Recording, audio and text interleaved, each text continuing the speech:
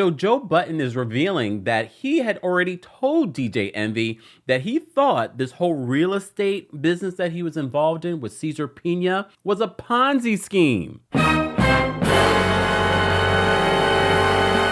And that he thought that he was going to jail.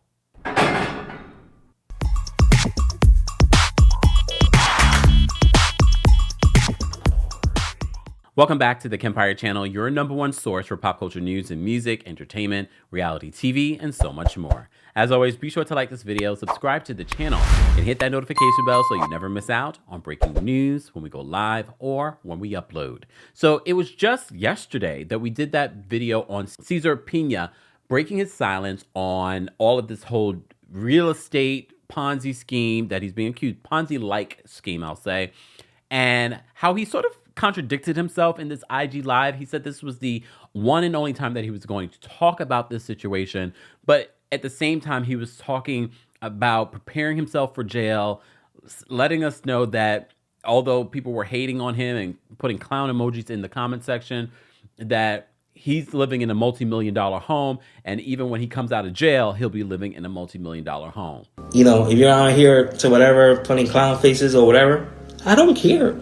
I am still going to sleep fine tonight. I'm still going to be in a multi-million-dollar home. I'm still good. You know, but are you? Everybody making a negative comment right now. Are you good? When I go to jail and I come back out and I flip this shit again 3 times, what are you going to be doing? Are you still going to be on my post saying negative stuff? Well, anybody's negative comment doesn't affect anybody, doesn't solve the situation, and it's not going to help anybody. So being negative doesn't do anything. I don't think any of the things that he was saying was going to help his case, especially when he's facing multiple lawsuits, civil and now criminal lawsuits. Speaking of which, you know, one of the things that I pointed out when I reported to you that he was arrested and that he had a $1 million bond and he got out on that. One of the things that I said was that, wait, he has money to get himself out of jail? So, you know, for a $1 million bond, you have to at least give 10% of that, which would be $100,000. Whose money are you using? So as I was preparing to talk about this Joe Budden recent podcast where he was talking about how he sort of foreshadowed and warned DJ Envy of this real estate business that he was getting into, one of the people that are part of Joe Budden's show mentioned that he's been hearing mixed things on whether or not it was an actual bond or property bond. So, you know, when I don't know something, and I have no problem saying I don't know something because I've never been locked up.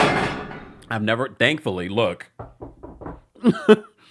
So I had to Google schmoogle. What in the hell is a property bond? I kind of, you know, context clues, but I'd like to bring to you some information. So he mentioned that he's heard that what Cesar Pina did, maybe he didn't put out $100,000 in order to get out of jail. Maybe it was a property bond because he's been hearing that it was a property bond. So according to our friends over at ddbail.com. Hell no. Do not make fun of our sources, okay? They know what they're talking about, though. So they said typically bonds are paid in cash. On some occasions, however, property can be used to bail someone out of jail. They said if cash isn't available for bail, property is typically the next place you can turn to. Given the most bond agencies charge a percentage of the premium payment for their services, those who are low on cash still may not be able to pay that amount. In these instances, a property bond can work as a cash alternative. Because you remember, according to one of the people, the victims of Cesar Pina, they said that at one point he owed them some money and he came to them with chains and jewelry and things like that as a form of payment. You can't do that with the bondsman, though. Or can you? You let me know in the comments. They said this is how they work in regards to property bonds. They said when a property bond is used, it basically means that the bond is guaranteed by a pledge of unencumbered equity in a real estate located in the same state. In order for the property to be accepted as a bond, the property equity typically needs to be at least 1.5 times the bail amount. He already told us during this IG Live that his home is a multi-million-dollar home. He says, take a look at the type of properties that are commonly used for property bonds. He said personal homes, commercial buildings, and vacation homes. I'm assuming he's using his own personal home as opposed to these properties that he had people investing in. Maybe, maybe not. As I was watching this, a couple of things came out from this clip. And as always, I cite my sources. I'll post the clip that I watched from Joe Budden's podcast in the description so you can see some of what they said. But some of the things that stood out to me, first of all, Joe Budden says, and this is from an interview that DJ Envy did with Mano. We talked a little bit about that interview before. Well, I completely missed this part where DJ Envy told Mano, the first people I contacted when I was getting into this real estate game were my Desert Storm family, which was like DJ Quick, it was Joe Budden, and someone else. I can't recall. So DJ Envy told on himself in this interview. He told on himself. When I first got into real estate, I called 3 people. I called Clue, I called Fabulous, I called Joe Budden. Right? My Desert Storm family. And I said, hey guys, I'm doing real estate. This is something that I think that, you should invest a little bit of money in, try it out, and that way you can do it. Joe Budden told me it was a Ponzi scheme and I was going to go to jail. A Ponzi scheme and you're going to go to jail. Well, Joe was a little upset by this because he the way that DJ Envy phrased it made it seem like he didn't know real estate is a place where you can make a lot of money. A lot of people that you know and love and look up to that have a lot of money have invested in real estate.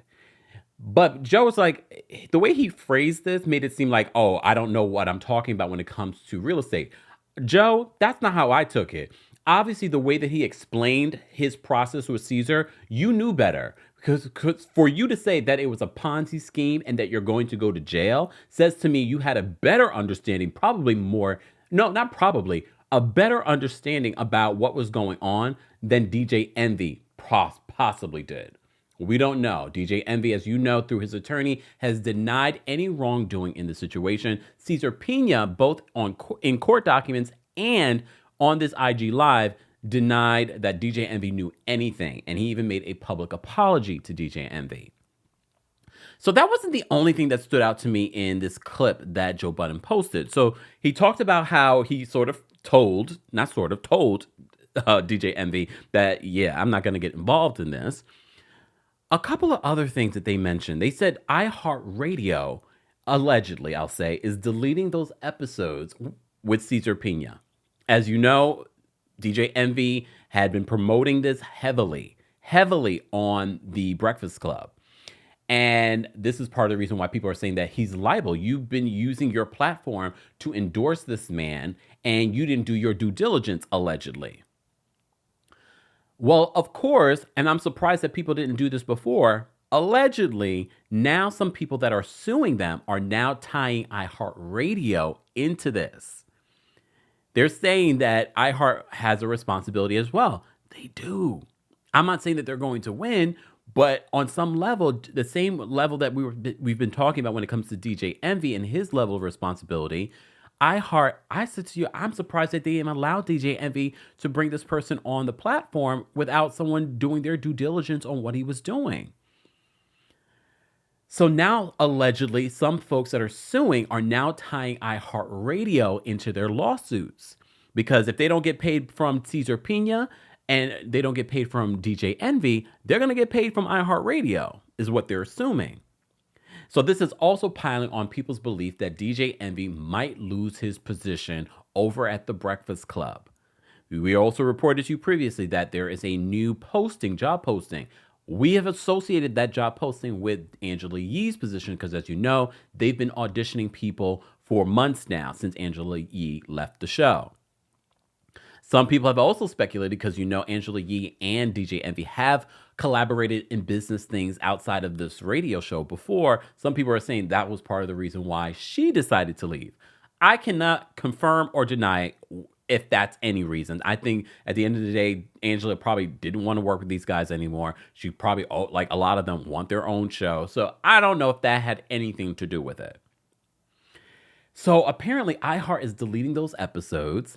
And now, allegedly, iHeart is now being pulled into this lawsuit, these multiple civil lawsuits. This is going to be interesting to watch and cover. I did not expect us to even cover this story because I remember seeing the initial news about it. But now that we are getting more and more into it, guys, let me know if you want me to continue to talk and cover and unpack everything that involves this whole DJ Envy, Cesar Pina controversy and Ponzi-like scheme. As I mentioned before, DJ Envy, through his attorney, has denied multiple times that he had no involvement, and he as well lost $500,000 from Cesar Pina, and he is also a victim. As always, let's continue this conversation below. Don't forget to like this video, subscribe to the channel, and hit that notification bell so you never miss out on breaking news when we go live or when we upload. Thanks for watching. You bring the lighter, I got the fuse. You make a fire, I'll ask you. Follow my lead, just watch your shoes. Gotta turn the heat up to get this cool.